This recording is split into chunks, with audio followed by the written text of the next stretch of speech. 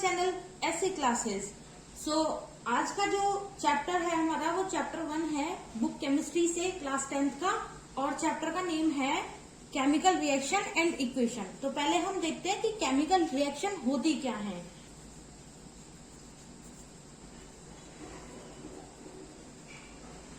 The transformation of chemical substances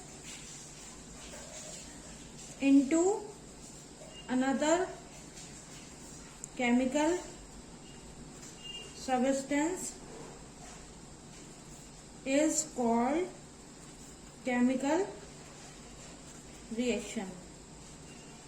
तो हम कह सकते हैं कि केमिकल रिएक्शन क्या होती है कि जब हमारे पास केमिकल सब्सटेंस होता है कोई, और उससे कोई नया केमिकल सब्सटेंस नई प्रॉपर्टी के साथ बन जाता है, तो इसको हम क्या कह सकते हैं, केमिकल रिएक्शन कह सकते हैं। तो जो भी हमारे पास रिएक्टेंट है, अब जैसे कोई भी केमिकल रिएक्शन होती है तो इसमें होते हैं दो टर्म्स। कौन कौन से टर्म्स होते हैं? एक होता है रिएक्टेंट और एक होता है प्रोडक्ट। अगर हम रिएक्टेंट की बात करें तो रिएक्टेंट वो सब्सटेंसेस होते हैं जो केमिकल सब्सटेंसेस किसी भी केमिकल रिएक्शन को कराने के लिए यूज किए जाते हैं। और अगर बात करें हम प्रोडक्ट की, तो प्रोडक्ट वो सब्सटेंसेस होते हैं जो नए सब्सटेंस बन के तैयार होते हैं किसी भी केमिकल रिएक्शन के बाद। अब हम एक एग्जाम्पल इसका देख लेते हैं कि किस तरह से केमिकल रिएक्शन होती है और कैसे कोई भी रिएक्टेंट प्रोडक्ट में ट्रांसफॉर्म होता है। तो यहाँ पर हमने एक एग्जाम्पल इसका ले लिया। तो एग्जाम्पल ले लिया हमने मैग्नीशियम, जो कि रिबन की फॉर्म में है हमारे पास, उसको O2 कैसे गैस की फॉर्म में है। इन दोनों को रिएक्ट कराएंगे तो यहाँ पर हमारे पास क्या बन रहा है, मैग्नीशियम ऑक्साइड बन रहा है। और ये कैसा बन रहा है, ये पाउडर्ड फॉर्म में है, मतलब सॉलिड ही है।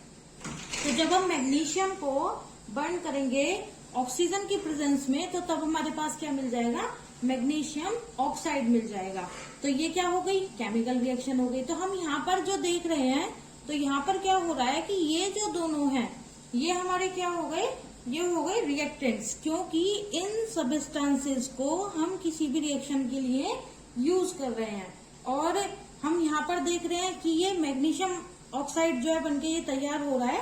तो ये जो मैग्नीशियम ऑक्साइड है ये क्या हो गया, हमारे पास प्रोडक्ट हो गया, क्योंकि ये मैग्नीशियम और ऑक्सीजन को एक दूसरे के साथ रखकर ऑक्सीजन की प्रेजेंस में मैग्नीशियम को बर्न करने के बाद हमको ये अचीव हो रहा है। अब हम आगे चलते हैं। तो नेक्स्ट आ जाता है कि ये जो केमिकल रिएक्शंस होती हैं ये कितने टाइप्स की होती हैं। तो अगर हम इसके टाइप्स की बात करें, केमिकल रिएक्शन के टाइप्स ऑफ केमिकल रिएक्शन, तो केमिकल रिएक्शन कितने टाइप की होती है, 2 टाइप की होती हैं। एक तो हमारी कौन सी हो गई, एक तो हो गई बैलेंस्ड और एक हो गई अनबैलेंस्ड। तो अगर हम बैलेंस्ड की बात करते हैं तो बैलेंस्ड कब होती है कोई भी केमिकल रिएक्शन, जब हम देखेंगे कि जो LHS है और RHS है ये दोनों कैसी हो जाएंगी, आपस में इक्वल हो जाएंगी। इन दोनों में जो नंबर ऑफ एटम्स है वो बराबर हो जाएंगे। और अगर हम अनबैलेंस की बात करें तो यहाँ पर क्या होता है कि जो लेफ्ट हैंड साइड होती है और राइट हैंड साइड होती है, यहाँ पर जो नंबर ऑफ एटम होंगे वो कैसे होंगे, अनइक्वल होंगे। तो किसी भी अनबैलेंस केमिकल रिएक्शन को नंबर ऑफ एटम्स को बैलेंस करके दोनों साइड किस में कन्वर्ट किया जाता है, बैलेंस केमिकल इक्वेशन में कन्वर्ट किया जाता है। तो आइए देखते हैं हम किस तरह से किसी भी रिएक्शन को बैलेंस बना सकते हैं। तो चलते हैं इसके एक एग्जाम्पल पर। अब हम देखते हैं बैलेंसिंग ऑफ केमिकल रिएक्शन। तो यहाँ पर हम एक रिएक्शन ले लेते हैं जिसको हम बैलेंस करके देखेंगे। एक एग्जाम्पल हमने ले लिया, ZNS प्लस O2 और ZNO प्लस SO2। ये हमने कोई रिएक्शन ले ली और इस रिएक्शन में क्या हो रहा है कि यहाँ पे LHS और RHS दोनों देखने के लिए मिल रहे हैं। तो सबसे पहले क्या करेंगे कि हम देख लेंगे कि LHS में कितने नंबर ऑफ एटम है और RHS में कितने नंबर ऑफ एटम है। तो चलते हैं। तो हम देखते हैं सबसे पहले LHS में कौन कौन से एलिमेंट दिए हुए हैं। यहाँ पर एक तो दिया हुआ है हमें जिंक, एक दिया हुआ है सल्फर और एक दिया हुआ है ऑक्सीजन। तो देख लेते हैं जिंक यहाँ पर कितने दिए हुए हैं, ओनली 1 एटम है। सल्फर का कितना है 1 एटम है, और ऑक्सीजन का कितना है, ऑक्सीजन का हम यहाँ पर देख रहे हैं ऑक्सीजन के कितने एटम है 2 एटम्स है। फिर अब हम देखेंगे RHS राइट हैंड साइड, तो ये तो हो गई थी हमारी लेफ्ट हैंड साइड और ये हमारी क्या हो गई राइट हैंड साइड हो गई। तो इसमें हम क्या देख रहे हैं कि एक जिंक है, एक ऑक्सीजन है, और ऑक्सीजन यहाँ पे 2 और दे रखे हैं तो +2 कर लेंगे यहाँ पे, और क्या है एक ही हमारे पास सल्फर है। तो हम क्या ऑब्जर्व कर रहे हैं कि जो जिंक है वो भी बैलेंस है, सल्फर है वो भी बैलेंस है। तो हमें क्या बैलेंस करना होगा, हमको ऑक्सीजन को बैलेंस करना होगा। तो यहाँ पर ऑक्सीजन को अगर हम मल्टीप्लाई बाय 2 कर देते हैं तो ये कितना हो जाएगा, ये हो जाएगा 2 तो इधर हो जाएंगे और 2 इधर हो जाएंगे, तब ये 4 हो जाएंगे। क्योंकि हम इसमें ना तो यहाँ साइड में कोई नंबर लगा सकते हैं, हम सिर्फ क्या कर सकते हैं कि जो भी प्रोडक्ट हमको दिया हुआ है उसके साथ किसी भी नंबर को मल्टीप्लाई कर कर ही पूरे प्रोडक्ट को बना सकते हैं। तो यहाँ पर अगर हमने इस ऑक्सीजन के साथ 2 से मल्टीप्लाई की तो इसका मतलब क्या है कि यहाँ हमें पूरे प्रोडक्ट के साथ 2 से मल्टीप्लाई करनी होगी, और ऐसा करने पे जो जिंक था वो भी कितने हो गए 2 हो गए। तो जिंक के साथ मल्टीप्लाई 2 हमको करनी पड़ेगी। अब इधर की तरफ जिंक 2 हो गए और इधर की तरफ अभी क्या बचा हुआ है, सिंगल बचा हुआ है। तो हम क्या करेंगे कि इधर की तरफ जिंक के साथ 2 लगाएंगे। तो अगर हम इसके साथ 2 लगाते हैं तो फिर क्या हो जाएगा कि जिंक यहाँ पे 2 हो गए और इसकी वजह से सल्फर भी 2 हो गए। तो अब हम क्या करेंगे कि सल्फर के साथ 2 की मल्टीप्लाई करेंगे। अब सल्फर लेफ्ट हैंड साइड पे 2 है बट राइट हैंड साइड पे कितने दिए हुए हैं 1। तो अब हमें क्या करना पड़ेगा, यहाँ सल्फर के साथ 2 लगाना पड़ेगा। तो अगर हम सल्फर के साथ यहाँ पे 2 लगाते हैं तो इसके साथ 2 की मल्टीप्लाई हो गई। अब हम देख रहे हैं कि ऑक्सीजन 2 यहाँ पर थे और 2 से मल्टीप्लाई करके ये कितने हो गए 4। तो यहाँ पे 2 और जुड़ गए तो ये कितने, इसके साथ 2 और ऐड हो गए, अब ये कितने हो गए 6। अब इनको 6 करने के लिए क्या करना पड़ेगा, यहाँ तो ऑक्सीजन हमारे पास 2 है, तो अगर हम इस ऑक्सीजन को 3 से मल्टीप्लाई कर दें तो ये 6 हो जाएगा। तो हम क्या करेंगे कि यहाँ पर 3 से इसके साथ मल्टीप्लाई कर देंगे, और अब हम देखेंगे कि हमारी जो केमिकल रिएक्शन है वो बैलेंस हो चुकी है। तो अब देखते हैं कि इसका जो फाइनल प्रोडक्ट बन के तैयार हो रहा है वो क्या होगा। तो यहाँ पर हमने देख लिया, देख लेते हैं 2ZnS zinc sulphate plus 3O2 2ZnO plus 2SO2। तो ये क्या हो गई, ये हमारी फाइनल रिएक्शन हो गई, और अब जो रिएक्शन है वो हमारी बैलेंस हो चुकी है। तो आई होप ये आपको समझ में आ गया होगा। इस तरह से हम किसी भी रिएक्शन को बैलेंस कर सकते हैं।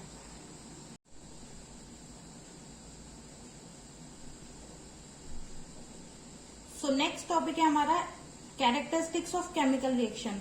मीन्स हम कैसे पता लगा सकते हैं कि कोई भी केमिकल रिएक्शन हो रही है या नहीं हो रही है।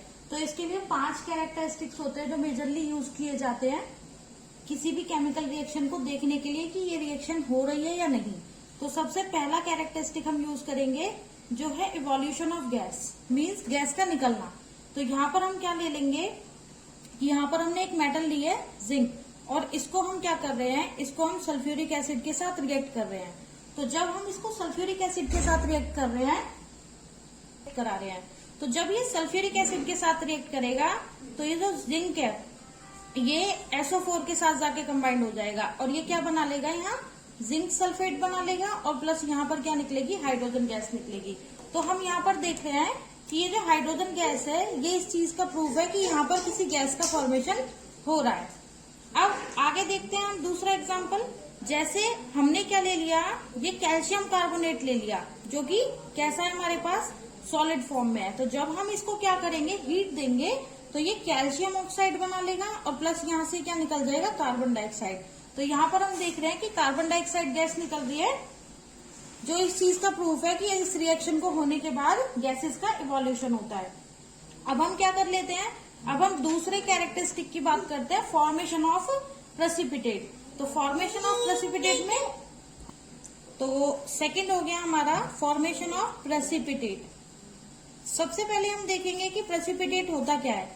तो हम कह सकते हैं कि कोई भी केमिकल रिएक्शन को कराने के बाद जो भी सॉलिड प्रोडक्ट बनता है, सॉलिड मास जो किसी भी मिक्सचर के ऊपर या सॉल्यूशन के ऊपर फ्लोट करता रहेगा, तो वो हमारा क्या होगा, प्रेसिपिटेट होगा।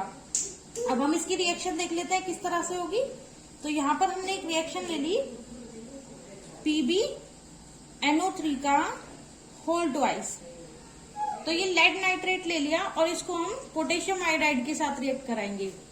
तो यहाँ पर हम क्या ऑब्जर्व कर रहे हैं कि ये जो लेड है ये इस आयोडाइड के साथ कंबाइंड हो जाएगा, ये पोटेशियम आयोडाइड के साथ कंबाइंड हो गया और हम देख रहे हैं कि यहाँ पे क्या बना देगा, ये लेड आयोडाइड बना देगा और यहाँ पर पोटेशियम नाइट्रेट बनके तैयार हो जाएगा। और ये जो लेड नाइट्रेट है ये कैसा है, ये येलो कलर की पीपीटी बनके तैयार होगी, येलो कलर का प्रेसिपिटेट होगा।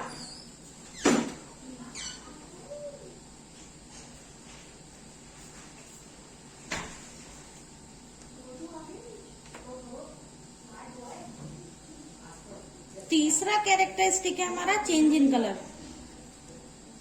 चेंज इन कलर में हम क्या ऑब्जर्व करेंगे, यहां पर हमारे पास हो गया पोटेशियम डाइक्रोमेट K2Cr2O7 और इसको जब सल्फर डाइऑक्साइड गैस पास कराएंगे इससे, जो कि कैसी है, एसिडिक गैस है, तो ये पहले कैसे कलर का होगा, ये पहले होगा ऑरेंज कलर का और बाद में हम देखेंगे कि जैसे ही हम इसमें SO2 ऐड करेंगे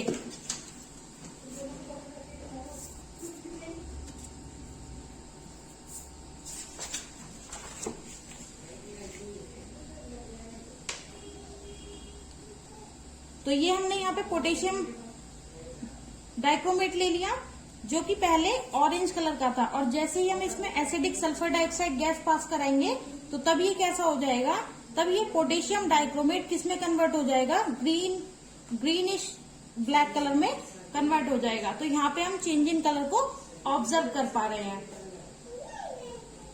फोर्थ कैरेक्टरिस्टिक हो गया change in temperature.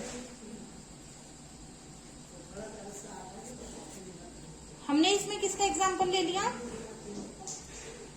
Fourth characteristic हो गया चेंज इन टेम्परेचर। तो हमने इसमें एग्जाम्पल लिया कैल्शियम ऑक्साइड का और इसको हम रिएक्ट कराएंगे वाटर के साथ। ये हम ले लिया कैल्शियम ऑक्साइड और इसका जो अदर नेम होगा इसको हम कॉमन लैंग्वेज में बोल देते हैं क्विक लाइम। इसको वाटर के साथ रिएक्ट कराएंगे तो यहाँ पे क्या बन जाएगा, कैल्शियम हाइड्रोक्साइड का फॉर्मेशन हो जाएगा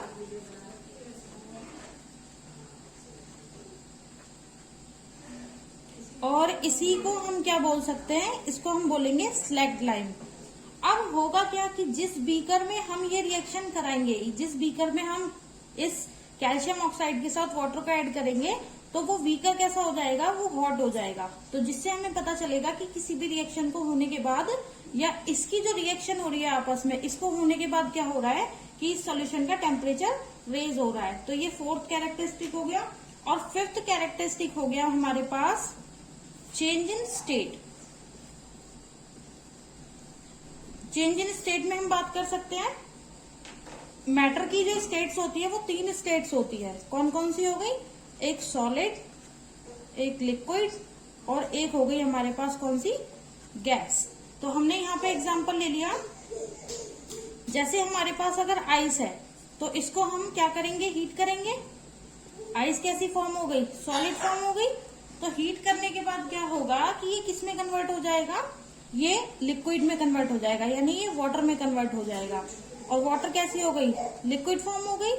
अब हम क्या करेंगे कि फिर से इसको हीट करेंगे और हीट करने के बाद ये किस में कन्वर्ट हो जाएगा, वेपर में कन्वर्ट हो जाएगा, जो कि कैसी फॉर्म हो गई, गैसियस फॉर्म हो गई। तो हम यहाँ देख रहे हैं कि जो आइस है वो वाटर में कन्वर्ट हो रही है, फिर वाटर वेपर में कन्वर्ट हो रहा है हीट देते देते। और अगर हम यही प्रोसेस उल्टा अप्लाई करेंगे, मतलब कूलिंग करेंगे, तो कूलिंग करने पे जो वेपर है वो वाटर में कन्वर्ट हो जाएंगी और जो वाटर है वो आइस में कन्वर्ट हो जाएगा। तो यहाँ पर स्टेट चेंज हो रही है, जो कि ये बता रही है कि यहाँ पर भी कोई केमिकल रिएक्शन हो रही है। आई होप ये 5 कैरेक्टरिस्टिक आप समझ